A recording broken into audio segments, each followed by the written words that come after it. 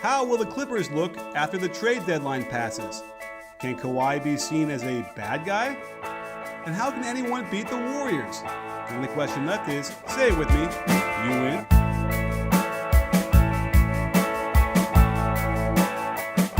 A good idea. All right, here we go. 3, 2. Hey, sports fans, Coach Nick here, and welcome to the B-Ball Breakdown podcast / live show / insanity with Worldwide Wob. Rob Perez is joining the crew. He's back on, the friend of the breakdown, back on the show again. Rob, thank you so much for being here. It's been a while. It's been a couple years since we took a stab at this. No. We're remote now, but forever you will be my first video cast ever. Wait, was it really 2 years ago, or was it a year ago? It was 2 years. I think it was 2 years ago. Oh, It wow. was a legit 2 years. What That's was the name amazing. of our show, by the way? I was trying to think of it.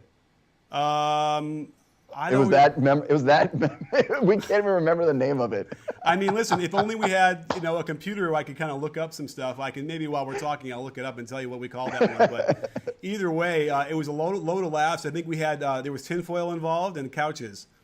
Yes, there was. So, yes, there was khakis and tinfoil. And look how far we've come. Right now, you are sitting in a nice leather chair and you're hosting a show with Cassidy Hubbard. You want to talk about that for a second? Yeah, so we have a show called Buckets. What we like to say on the show is getting buckets is not just a basketball culture, it's a lifestyle. So we like to highlight the not just the basketball things that revolve around the world of getting buckets, but also off the court as well.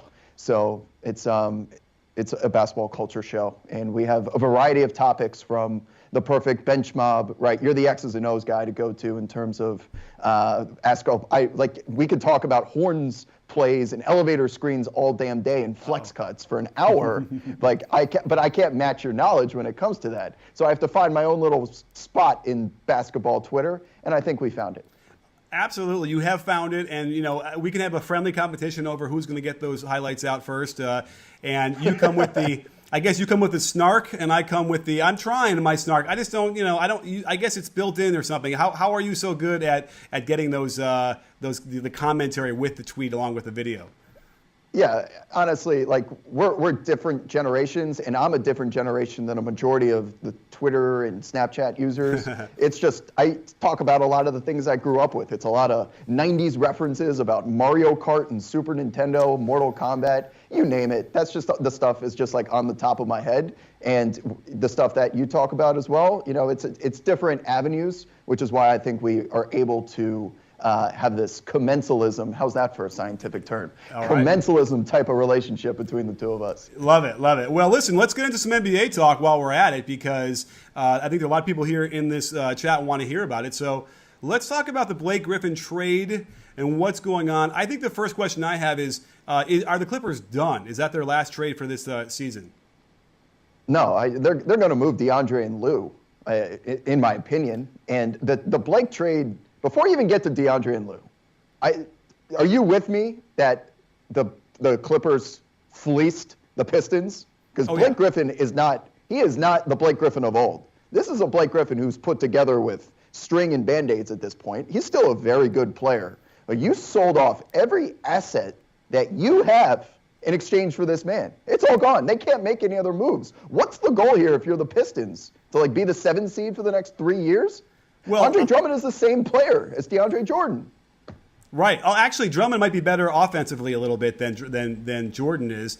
Yeah. But they're missing the CP3 third part of that, and they have Reggie Jackson, who is a nice player, but he's not CP3. So I agree that this was a big fleece job, and certainly the Clippers should be really excited about getting that first-round pick. Even though it's protected, they're going to get it this year, I'm sure, the way the Pistons are going. So I think, unequivocally, it is a win for the Clippers. I think also it will depend on what the next move is, because it sounds like they might get a few more really good young assets and maybe another pick or two. Then they're sitting really pretty.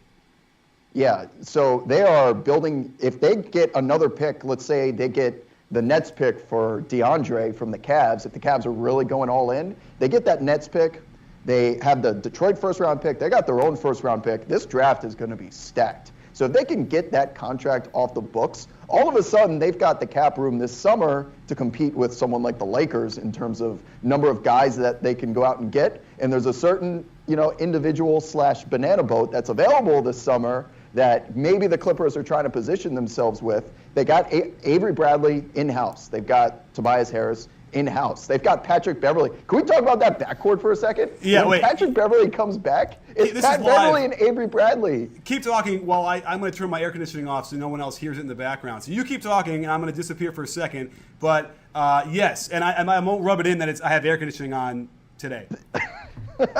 Okay, well, that's Los Angeles. I'm just going to talk to nobody like I do most of the time anyway. So I'm going to sit here and tell everyone in the podcast that we are blessed. Yeah, we're blessed to have Avery Bradley and Patrick Beverly play defense together. I don't think we've seen a defensive backcourt that good since the mid-90s. I will not want to play the Clippers once, regardless if we beat them. I don't want to be guarded by those guys. They are set for the long term, not only asset-wise, but Tobias Harris was a borderline all-star this year. Maybe should have even gotten in, arguably. He's potentially better than Blake Griffin's been this year if you're factoring in injuries as well. You get Boban, who per 48 minutes is the most efficient player in the league, and I will take that to my grave. This is an all-time fleecing. I'm sorry, Blake Griffin is a nice player. He will probably get the Pistons to the playoffs. This is an all-time fleecing, up there with Boston and the Brooklyn Nets trade. Ooh, wow, you're throwing some serious fire out there then. Interesting. It's true. Yeah, I mean, I can see that. I just don't. Yeah, I don't see the direction that the Pistons are going in, especially because of those contracts. It's going to be really hard for them to do anything. But then again, think about it this way: when's the last time Detroit has had a superstar or a legitimate star on their team? Allen Iverson, way past his prime. You're going Grant Hill and what are those things you mentioned in the '90s? All those things that I was in the middle of college for. Right, the Bad Boys. I mean, that was probably their most global superstar was 20 years ago. And if you're Stan Van Gundy, you're under the same pressure, in my opinion, as someone like Dell Demps. You've been provided an ultimatum by upper management that says, if you don't make the playoffs this year with this team, you are toast. So if I'm Stan Van Gundy or Dell Demps, I don't care about the person that has to clean up my mess after I get fired. I'm doing everything within my power to keep my job, which means if I need to bring in Blake Griffin to get the 7 seed, I'm going to do that. I totally get why it was done, but from just a neutral fan standpoint and seeing the return that the Clippers got on this and in the position it puts them in, man, they really caught a W in this. Congratulations, Detroit, on your 7 seed, I guess. Yeah, right. Okay. Hey, who knows? Maybe they'll shock us all. Remember when Sam Van Gundy cut Josh Smith, and they all thought that was crazy, and it kind of helped their season along, and it certainly wasn't as crazy later on as we thought it was at the time. So who knows? Maybe he's got some tinfoil on his head in his office right now. Yeah, there's agendas everywhere in the NBA, and this is just another GMs have agendas. Ownership wants to sell tickets. They just opened a new arena in downtown Detroit that has been empty for the majority of the year. We need to fill this thing. This is taxpayer money, whatever. We need to put butts in the seats, and if Blake Griffin does that, then you know what? So be it. Absolutely. And just a reminder, if you're watching this, Rob might freeze a little bit, but his mind is still going, and we can still hear him. So that's always more important than anything else. We got to talk about Boogie for a second. Heartbreaking. Are you sad about that? Are you looking forward to get more outrageous AD output? What's happening? Yeah, I mean, it was that was a tough moment for a variety of reasons. The first of which is DeMarcus Cousins finally was first. I think he was selected to be a starter. He's going to make his first playoff appearance, and most importantly, it's a contract year, and he was going to get the max. And if he ended up being first team All-NBA, if I'm not mistaken, he ends up getting a super Anthony Davis type max. That's all gone. And that's unfortunate to say, because look at the history of Achilles injuries. Who has come back from a blown Achilles? Kobe, Rudy Gay, Wes Matthews. Achilles end basketball players' careers. And I'm rooting for Boogie as much as I've ever rooted for anyone to come back from an injury. I just don't understand how a man of that size and power is going to be the same individual from what I've seen from previous stars. Granted, those players were maybe a little bit further in their careers, and you know what, they just couldn't come back.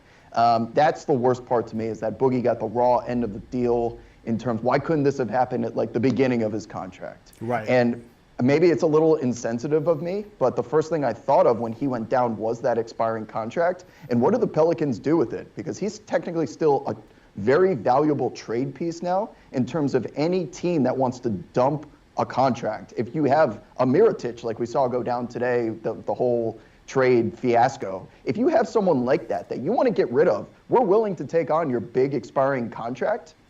DeMarcus Cousins is the perfect piece. He could be moved depending on like when they schedule surgeries and stuff. So maybe they send DeMarcus to like the Clippers, and we'll take your DeAndre, and you can wipe this off your books. Remember how valuable expiring contracts are in the NBA. They're gold. You know how bad Knicks fans would want Joakim Noah right now to be an expiring contract? I'd do anything for it. And just if you're able to hoard those like Gollum in Lord of the Rings, give me my precious expiring contracts, you can start over. That's what the Clippers are doing, and that's what the Lakers are doing, and it's going to pay dividends this summer.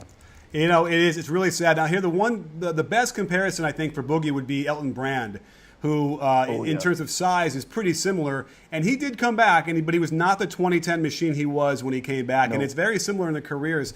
And Boogie does so much more on the floor. The only question I have for him is, here's an interesting proposition, is perhaps he has to work harder than he ever has on his body to rehab to come back. And if he does come back, maybe he'll even be like sort of better, or a better athlete out of all that. Although I do hear that he does work pretty hard in his body anyway during the off seasons as it was. So it is a real problem, and especially for a guy that size. I just don't see him coming back the way he was. But even if it's 75% of him, it's still pretty damn good. Right. You really think that's a trade piece? Are you talking about like right now, someone like they might be able to trade him?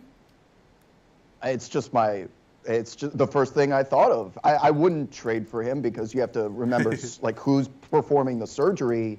Is it our liability? Is it their liability? I just want the damn contract. I'm thinking not in human terms here. I'm just thinking of what could I do with that, because the Pelicans, again, are all in. They have Anthony Davis. They have all of these overpaid contracts to guys like Solomon Hill. They brought in the Ian Clarks and they paid the Etwan Moores for the sole reason of getting into the playoffs. Your chips are already in the middle. Someone just re-raised you. You got to go to the ATM and get more money. It's not going to feel good, but you have to do it.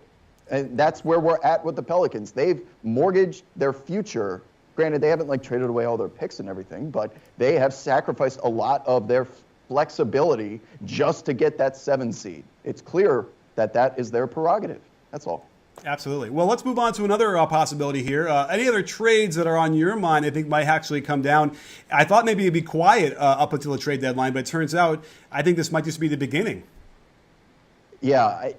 What have we learned from the NBA, Nick, is that one, where there's smoke, there's fire. Two, when it's quiet, it's too quiet. And I feel like right now we're in the middle, which is probably the safest point to be. So we're getting rumors of these random Mirotic trades. And the one way Kawhi Leonard could become a villain isn't like through an emotional outburst. It's having a falling out with Pop. It's the only way Kawhi will ever be seen as a potential villain. It's something we talked about here on Buckets. What will it take for us to not like Kawhi? Because he's just too damn likable. And we potentially are headed for that situation that he has a falling out with Pop. He asks to be traded. He pisses off the fan base. And then everyone's like, maybe he's not this like quiet little, just does his business guy. Maybe he's different behind the scenes. I don't think that is, let me restart here. I'm going to say Kawhi Leonard will not be traded. He's simply too good. He's a part of the system. They're going to figure it out. Popovich always does. Yeah. The trades that are going to happen, DeAndre and Lou are the most obvious. You've got guys out there like a Greg Monroe.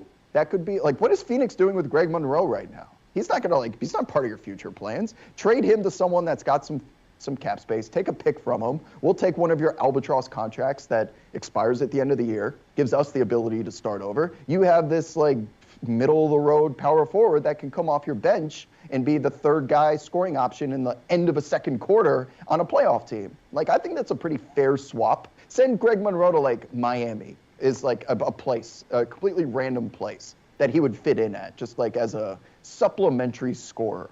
That's probably my guy at this point. Interesting. Well, we got the Cavs to talk about then, too, because obviously they're probably the biggest players on the market, yet have the fewest assets of anybody to give up. So what the heck are they going to do? Well, the Clippers said yesterday, we're looking for picks and young players. But thankfully, the Cavs have one. They did get the Nets pick in that trade. And unfortunately, Isaiah Thomas may look young because he's a little dude, but he's not young. That's the oldest team in the league by far. Yeah, right. Just because he's a little munchkin doesn't mean he's actually going to be wanted by the Clippers. But I don't know, like, what are you want? The only asset they have is that Nets pick. And to bring someone back of value likely makes money. So that means you're going to have to convince someone to take Shumpert or JR at this point because they have those $10 to $12 million mid-range kind of contracts in the pick. So what are you getting back from that? You're getting back that Greg Monroe type of player. No one's going to trade you the farm. The Nets are playing well right now. That's not a top 3 pick. That Nets pick, the value in it has gone down to like a top 10-ish pick. And that's a big deal because if the Nets stunk like they always do, that pick would be, with this draft, the potential of getting the Doncic or the Bagley or any of the Trae Young, any of these guys, that's not happening with how well the Nets are playing. So every day that the Cavs wait, that trade value of that asset is going to get worse and worse. And teams know as they get more and more desperate, granted they've won a couple games in a row now, they need to make a move. And all the teams know it. We're going to bankrupt you for that pick and every asset you got because you got no other choice. It's a matter if Dan Gilbert wants to do that. Does he want to prepare for the future? Does he want to go to battle with the current Cavs team that he has? Like, am I ready to go to war with the Celtics and the Warriors in the finals with Isaiah Thomas and Derrick Rose as my point guards? Now we're starting to get back, unfortunately, to the Deron Williams of last year. Like, what are you doing on the floor in the finals? I fear that we may get there unless Isaiah shows us that his legs in his injury and he can come back from it. I agree. I actually recommended that the Tristan Thompson starting lineup thing was what they should do, and then lo and behold, they did it, and here they are. They're playing better already. It seems to me that Love is the guy that they could move, and that might be the guy they can get the most value for. But then you want to say, okay, in that position, you want to have someone who can shoot threes and who's a better defender. Well, that's what everybody wants in the league. So it's like, who would that be? Who can that possibly be? What are they going to get for him? I can't even see that happening, but that seems to me that would be the first place the Cavs should start. I wonder, honestly, if the Cavs can fix their issues with the squad they have. It's got to be internal amongst the players. It's clear at this point. I don't have any knowledge of any kind, but the players aren't getting along great. And we go through this every year with a LeBron James team in January. They go on a losing streak. The locker room becomes fractured. It is death, taxes, in this happening, which is why I will never bet against LeBron because they always overcome it, and he shows out in the playoffs and proves to us why he's the greatest athlete, basketball player in the game today. They need to fix it. It's as bad as I've ever seen it. I will say that. Doesn't mean they can't fix it, but they may not need to trade for anybody if they can find a way to like get Kevin Love back into the mix and like be a part of the guys. I don't know who's on one side of the fence and who's on the other, but all I know is watching them play basketball, there's a lot of like it feels like buddy balls going on. Like Wade's my guy, Derrick Rose ain't my guy, Love's my guy. They're kind of just, I'm not passing to him. That's the vibe I get as just a casual fan. And if I'm catching that as just a watcher, I imagine it's probably worse behind the scenes. Oh, I've been hearing the whispers. You can bet, like, when we hang up on this thing, I'm going to be like Nick Nolte and Blue Chips going through that footage to see who's not passing to who, because you're right. When there's smoke, there's fire, and a lot of times that stuff happens, and it is real, even when we think, oh, it can't be the reporting, it's got to be bogus. We did see Kevin Love get a rebound and hand it to Isaiah so, I guess, to use Dave DuFour's term, sarcastically, that, you know, there's got to be truth to what's going on there. And I find it's weird that, like, Isaiah, the newcomer, was so vociferous in his displeasure with Kevin Love in a way that you thought he would want to blend in a little bit more before he starts to drop bombs in the locker room. Yeah. It's only speculation, honestly, for me at this point. Like, we see it on social media. We see them, like, trolling each other. When Kevin Love threw that jacket on Jeff Green's face, the first thing is like, oh, he's joking. And then you see Jeff Green, like, maybe he was legitimately mad in the comment section. Maybe he was joking. I don't know. And these are the issues that if they make it publicly, then they have no code. Because there is a very strong code amongst the players. Nothing leaves. Like, the media should never get the opportunity to make a story about, like, our brotherhood and fraternity of being players. That does not feel like it applies in the Cavs locker room. Yeah. End of story. Yeah. For what it's worth, there was some joking afterwards between Love and Green in a way that it definitely did still seem like they were joking. But again, why are they joking about it? Probably because there was some serious words going on that maybe they made up from, but who knows how much that's healed. And if there's anybody that can, the perfect person would probably be Kevin Love, a guy who's probably going to go bend over backwards to be as nice as he can and repair those things. So either way, should we turn to some questions in the comments? Can you see the comments over there, Rob? What do you think?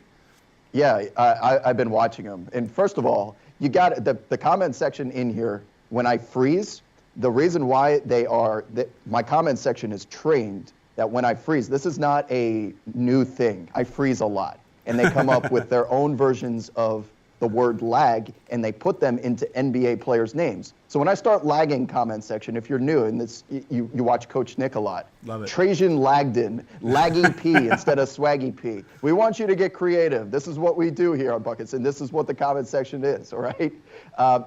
You also need to feed them a little bit. So the question that just came in is, who's leaking these stories with the Cavs was one of them. I don't know the answer to that, but I'm more than happy to speculate with you if you think someone like Wade is leaking stuff to the press. And, I don't know anything, but it's a conversation. Well, by the way, I'll say this. We do know that before this year, Woj did not really have any connections to the Cavs and the inside information, and all of a sudden he does, and we know that he's got a connection to Isaiah. So you probably got to imagine that Isaiah is, talking to somebody who's then talking to somebody or whatever. Which would still be a problem. But either way, yeah, it's interesting stuff. Let's see here. Anything else besides the lagging? I'm glad that I don't have the only problem, too. I thought it was a Skype thing. Who knows what it is? But thank you. I did get a haircut recently, Ron. Thank you for noticing. Someone was asking about, there's a good question. How much worse is IT on defense than Kyrie? I think it's significant. Maybe you can speak to this more in terms of what you've seen on tape in the analytics. But if you thought Kyrie Irving was bad at defense, when the Thunder played that game against the Cavs, when they embarrassed them on national TV, the Thunder were running plays, just finding a way to put Isaiah Thomas on the block. They were trying to hide him on Robertson in the corner, and they would just run off-ball screens. All right, he's guarding Isaiah, go post up. And they were just picking on him all day. And maybe I will say this about Isaiah is what made his season so great last year is that he was so good on offense that he still was able to make up for who is arguably the worst defensive player in the league. Just because of how tiny he is, he has no presence out there. That's end of story.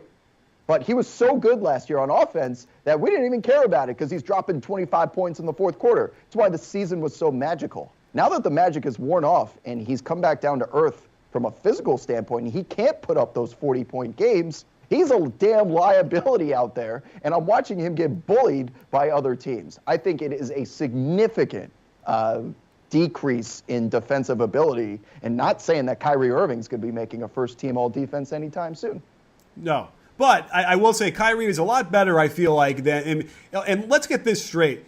I have a beef because if people remember when I did the Is Steph Curry an elite defender, Rob, do you want to come clean and tell everybody whose idea it was for that title? Who? You don't remember that? I texted you saying, I'm doing a video, I'm looking for a good title about this, and you responded, is Steph Curry an elite defender? Or why Steph Curry is an elite defender? I was like, all right, fine, I didn't even think about it. I have been suffering so much crap from that since that day, and I have you to thank. I'll show you the text if you don't believe me. I got a text. I'm sure I still have it. No, it's the code. Don't be showing text messages. We got our own code. Dude, this is D'Angelo Russell style over here in LA, man. We're not screwing around here. So, Coach Nick's about to rat me out to the world about our text messages. Come on, man. Yeah, but the point still remains that Kyrie, I think, was always better of a defender than people gave him credit for. He also had a much better system in Boston behind him. Isaiah had a much better system behind him when he was in Boston. So now it's a mess on defense for the Cavs. And by the way, it was already bad when they put Kevin Love in the dishwasher in the pick and roll every single time, and it was just a nightmare. Now they're throwing Kevin Love and IT in the same pick and roll defense. And it's like I have to tell you right now that, if Steve Kerr is out there watching this stuff, he is drooling over the prospects of lighting them up every possession down with those. I would too. And someone asked, is there an ability to save the Cavs defense? You can't just put Shumpert out there and expect that he's going to like change this Cavs defense overnight. It's a systematic failure to me. And if you have LeBron, who is still one of the best on-ball defenders in the league, at this point, I think they should just try and outscore everybody. And that's why they can't beat the Warriors, because no one in this league can out-Warriors the Warriors. And also the Warriors play defense. But you can't just try and outscore them because they'll run you out the gym. Do you see a way that, is there any sort of like lineup that statistically works? Well, to me, it's like a lot more Korver, even though it's not really a defensive thing. But when I'm looking at the lineup data, I did a video on this the other day. Korver, we need more Korver. He's only playing like 21 minutes a game. He needs to go to 25, 26. Less IT, less Love, probably more Tristan Thompson. That seems to be a help. And then, yeah, just a little prayer, I suppose, to help. Are they religious over there? I don't know, but that might help. Someone in the comments just said KD equals Defensive Player of the Year. Do you agree with that? Because I kind of do right now. It's low-key, but yeah, the dude is really just making plays every time down. Listen, Draymond Green is a Defensive Player of the Year, I think, hands down every year. He's going to be that guy who they're always tired of voting MVP for him. I think it's the same way. But, I mean, KD is really up there. I mean, who else would it be?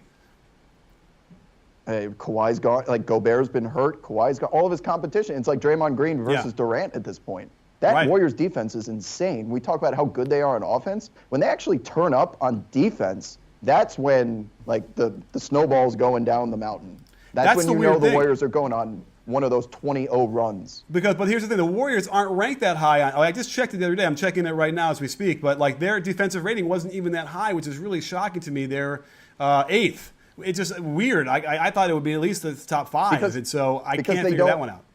It's the reason why they have 8, 10, whatever losses they have. They just don't show up. All they need to do, they're so good, they don't even need to show up to games. They need to show up to a quarter, just one quarter, and the game is over. When they decide to turn it on in the third quarter, there's a reason why they've come back from 5 double-digit halftime deficits, because they decide, guess what? We feel like winning this game. Let's go win this game. That's all. That's all. People are bugging because we're not talking about the Lakers. Do we have time? Lakers, I think it's Lakers time. What is we've been doing this we have an awesome young core for the past 4 or 5 years now with the Lakers. We started with D'Angelo and Randall and turned into Ingram, and now we're at Ball and Kuzma. I think this is the best core of young players that they've had, specifically because of Kuzma. But watching the development of Julius Randle actually dribbles balls with his right hand now, and that's a start because I thought it was prosthetic for a while there. Yeah. It never touched his right hand. But he's developed into a serviceable starter at this point. They just need to score in free agency. You've got to get someone like Paul George to make the playoffs. Otherwise, you're going to be sitting there another 4 or 5 years as these guys continue to develop. The NBA is just simply too good. Kuzma's great. Lonzo's going to be a good-ass player. They're just not good enough talent-wise to be a top 8 seed in the West. End of story. Absolutely, that's true. And I don't know if that talent they have right now is enough to lure anybody. Now, that said, Paul George, I think it's a done deal, wouldn't you say? He's already on the record talking about how he loves L.A. He's from here. So I think that's probably a done deal. The only question there is, does that get LeBron over here? Yeah. I do want to – you reminded me of something that what happened before Luke, Magic, the whole regime change happened up front. They had Kupchak there who was trying to save his job. Very similar situation as the Van Gundy and Dell Demps thing that I keep talking about. Kupchak knew his job was on the line if he didn't make the playoffs. I think that was an ultimatum that was public at some point. Regardless, there was an expectation to make the playoffs this year. What did he go out and do? He gave a fortune. He ate up 25% of the salary cap to Lou Oldeng and Mozgov right off the bat. Thankfully, they were able to spin Mozgov into actual assets. But Lou Oldeng is winning Businessman of the Year right now, making $20 million almost, sitting at home watching this team play basketball. Even cooler, he gets to come sit courtside and watch NBA games for free if he wants. He can sit on the bench. Lou Oldeng is still a serviceable player that can work for another team, but the after effects of a GM with an agenda of shoving all in are still being felt to this day because they cannot go out and get LeBron and Paul George and create this new banana boat unless they get rid of Deng first. And that's what I fear with the Pistons, is if Blake Griffin just goes down one more time, you are stuck with this galactic contract. And the Lakers are just getting out from underneath it. Oh, I agree. It's a real consideration there, and then the Deng thing is a problem. But let's just give them props for getting out from under the Mozgov contract by getting Kuzma. That was what they got from that. So that was a great way. Because listen, every GM across the board makes terrible decisions from time to time, or more often than that. It's really about what you do after that to get out of it. How can you save the situation? And so clearly they're 1 for 2 so far. And I don't know what they're going to do about Deng, because he's simply immovable, and that will be a problem. Now, so I'm saying, remind me. So he's got 1 more year. Is that what you said? Oh, no, my friend. Luol Deng is locked in for this season plus 2 more, and there is no way out. There ain't no team option in there. It's Joakim Noah territory of maybe they should just swap the 2 of them. Maybe we'll trade you Joakim Noah for Luol Deng. That's the only trade that can happen. That's the most fun trade you can put into the trade machine right now, is complete unusable players. I would love to see some fake examples of that. Well, how about this? Why don't they put the franchise back in Seattle, give Seattle another team again, and then you throw Deng and Noah there as the ground, as the foundation there, and let's see what happens. Right. I'm down to do anything. Seattle needs a team. End of story. I don't want to take a team from another city. If it requires us to do expansion, we can do it. All right. Well, listen, Rob, this was awesome. I mean, we had some great stuff in the comments and some great analysis here on the NBA. It's always great to talk to you, and I'm really excited to see what you're up to in New York. It's too bad you're not back in LA in the sunny climes, but I hope you're enjoying New York these days. I expect, for everyone that's still in the chat right now, Nick and I used to do a show from that exact. Yeah, you could flex a little bit. That is a guest house, right? That's not even your real house. That's your guest house. My studio. So Nick has a guest house. He's kind of a big deal. He has a couch set up there. He's got his cameras, but he's a one-man shop, which is why we connected in the first place, because I feel like we've both been rogue NBA Twitter users that have built our channels. Because again, I'm on the jokes kind of side and the making the vines and all that shit. You give us actual basketball analysis. So we've always been able to opposites attract, if you will. And when it comes to content in the NBA, I'm telling everyone that's still here in this podcast that no one knows the X's. I'm letting him flex. This is the one time I'm going to give you a W, because I still owe you L's for your Westbrook stands. He does not like Russell Westbrook. So it's not that he doesn't like Russell Westbrook. We just disagree on how effective he is. I'm Team Brody. Nick, you're more than willing to come back and refute me, but no, I am Team Coach Frustrated, Nick, because everything but his Westbrook takes are usually on point. Awesome. Well, thank you very much, Rob. It's been great to see you, how you're going out there, and we miss you. Eddie, you're not coming for the All-Star game, are you? Oh, you're damn right I'll be out there. I'm shooting my shot all weekend. I'm going to be in L.A. I'll be on the La Cienega circuit. I'll be going out 3 nights a week. Y'all come find me. I'll be down at Staples Center. Maybe you can have pity on me and invite me out to something while you're here. You'd be my wingman. All right. Awesome. Thank you so much for coming on here, and everybody, a great show today. And don't forget, sports fans, at B-Ball Breakdown, we're not a channel, we're a conversation. You win? Are you in, Rob? I can be.